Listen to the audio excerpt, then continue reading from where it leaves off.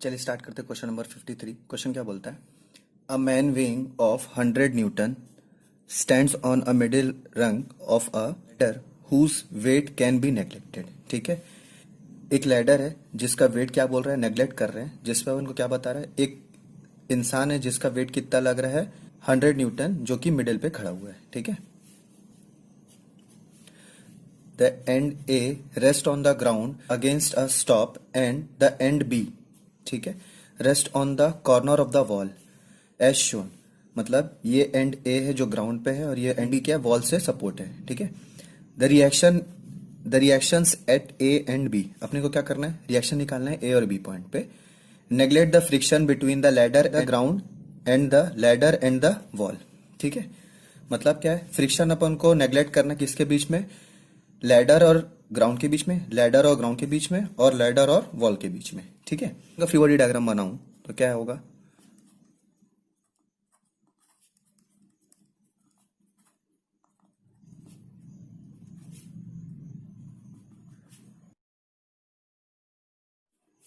इसको मैं यही बना देता हूं। इस पॉइंट से ये क्या होगा, यहां से ये क्या जा रहा है आपका आर बी, और यहां से क्या जा रहा है ये वाई ए, और इस साइड से ऐसा क्या जा रहा है एक्स ए। ठीक है, मैं आपको बार बार बता चुका हूं कि जो सरफेस से 90 डिग्री बनाता है, मतलब ये क्या है, यहां से यहां तक का क्या होगा, ये क्या होगा 90 डिग्री, ये 60 है तो ये कितना आएगा 30 डिग्री, और ये कितना आएगा 60 डिग्री। ठीक है, तो अगर मैं एक ऐसा बनाऊं और यहां से इस प्लेन से ये ऐसे करके जा रहा है आर बी, ठीक है, ये क्या बना रहा है आपका 60 डिग्री, ये क्या हुआ वाई ए, और ये क्या है एक्स ए। ठीक है, अब टोटल अगर मैं इसको देखूं तो यहां पर सिर्फ 60 डिग्री था, तो अगर मैं इसको सिर्फ हॉरिजॉन्टली बेस पे लेके आऊंगा तो ये 90 डिग्री आएगा, है ना, यहां से ये जा रहा है। तो अगर ऐसा मैं इसको रिजॉल्व करूं, यहां से यहां तक कितना था 60, तो ये भी कितना आ जाएगा आपका 60 डिग्री आएगा। तो ये क्या लिखूंगा मैं, आर बी कॉस 60 डिग्री। ठीक है, और ये क्या होगा आर बी साइन 60 डिग्री। अब एक ट्रायंगल और देखते हैं। ठीक है, ये मान लेते हैं ये एक ट्रायंगल है। ठीक है, ये कितना है 60 डिग्री है, ये क्या है आपका बेस, ये क्या है आपका हाइपोटेनस, ये क्या है परपेंडिकुलर। परपेंडिकुलर वैल्यू कितना है 4 मीटर। तो मुझे क्या चाहिए, बेस की वैल्यू चाहिए। ठीक है, तो मैं क्या करूंगा, कॉस थीटा, थीटा क्या होता है बेस अपॉन हाइपोटेनस, और क्या होता है एक sine theta perpendicular by hypotenuse, और एक क्या होता है टेन थीटा। टेन थीटा क्या होता है परपेंडिकुलर बाई बेस। तो परपेंडिकुलर पता है तो मैं बेस का वैल्यू चाहिए, तो बेस वैल्यू कैसे निकालूंगा टेन थीटा से, तो बेस की वैल्यू क्या निकलेगी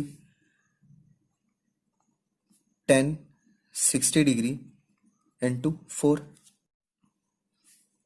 सॉरी यहाँ मल्टीप्लाई होगा, ये क्या हो गया इज इक्वल्स टू 4, इधर क्या आएगा इक्वल्स टू आएगा। ठीक है, तो अगर मुझे इसमें बेस की वैल्यू चाहिए तो बेस वैल्यू क्या करना पड़ेगा 4 अपॉन 10 60 डिग्री। 10 60 मतलब क्या होता है 4 अपॉन √3, तो 4/√3, इसकी वैल्यू कितनी आई, इससे हमको क्या पता चला बेस की जो वैल्यू आ रही है वो आ रही है 2.31 मीटर।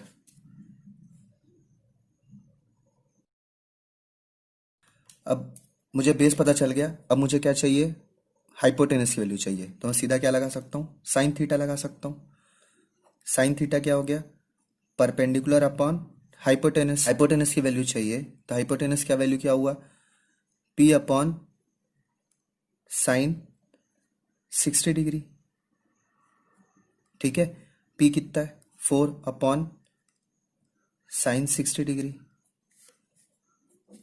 तो 4/sin60, इसकी वैल्यू कितनी आ रही है?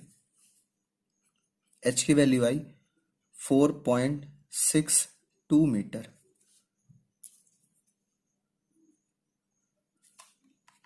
ठीक है, डेट मीन्स h की जो वैल्यू यहां पर आई ये कितना है? 4.62 मीटर। और यहां b की वैल्यू क्या आई? वो कितनी है? 2.31 मीटर।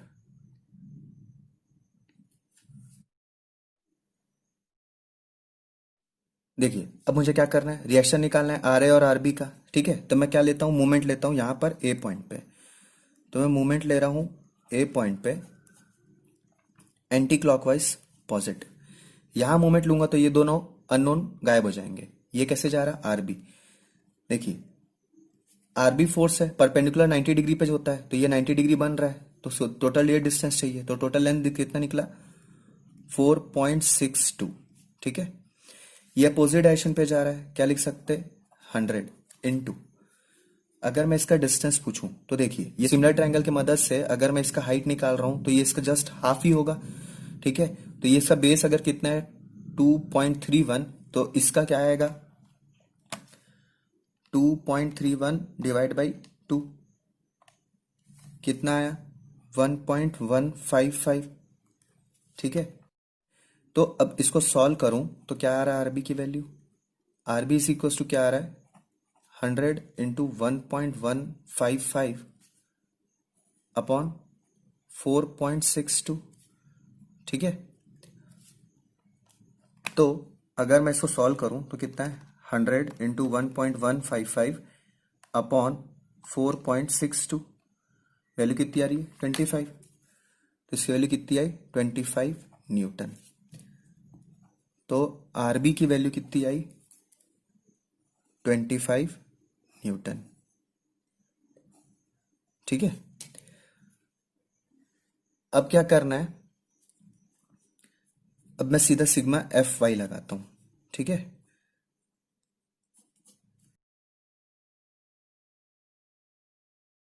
अगर समझना है तो यहां पर इस डायग्राम को देखना पड़ेगा। यहां से क्या है? 100 किलो न्यूटन का एक लोड लग रहा है, किसका है वो? मैन का वेट है। ठीक है, सिग्मा एफ वाई में क्या है? एक ऐसा जा रहा है और एक ऐसे जा रहा है और एक ऐसे जा रहा है। ठीक है, क्या लिख सकता हूं मैं? Y A plus R B cos 60 degree is equal to क्या आएगा? 100।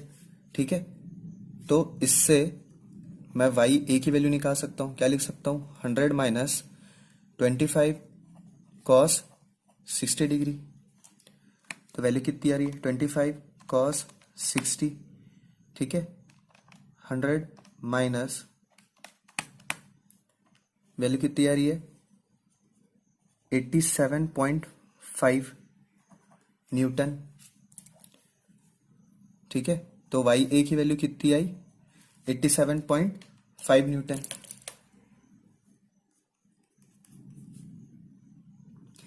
इसी तरीके से मैं क्या करूंगा? सिग्मा एफ एक्स लगाऊंगा। सिग्मा एफ एक्स में क्या है? देखिए, इस साइड जाने फोर्स इज इक्वल टू इस साइड जाने वाला फोर्स, तो क्या लिख सकता हूं सीधा इसमें? X A is equal to R B sine 60 degree. RB की वैल्यू कितनी है? 25 साइन 60 डिग्री, मतलब √3/2, मतलब कितना आएगा? 12.5 √3। तो 12.5 √3, इसकी वैल्यू कितनी आ रही है? 21.650 न्यूटन। अब क्या करना है? रिएक्शन निकालने बोला था, दैट मीन्स आर ए की वैल्यू चाहिए। आर ए कैसे निकलता है? एक्स ए स्क्वायर प्लस वाई ए स्क्वायर। ठीक है, √ओवर ऑफ 87.5 का स्क्वायर प्लस 21.650 का स्क्वायर। इस वैल्यू कितना आ रहा है? √ओवर 21.650 का स्क्वायर प्लस 87.5 का स्क्वायर, इसका वैल्यू कितना आ रहा है 90.138 न्यूटन। ठीक है, दैट मीन्स सॉल्यूशन कितना आएगा, सॉल्यूशन आएगा आपका R A is equals to 90.138 Newton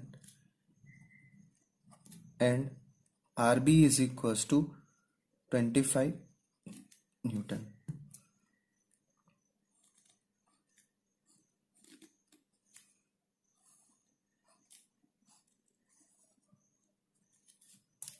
thank you.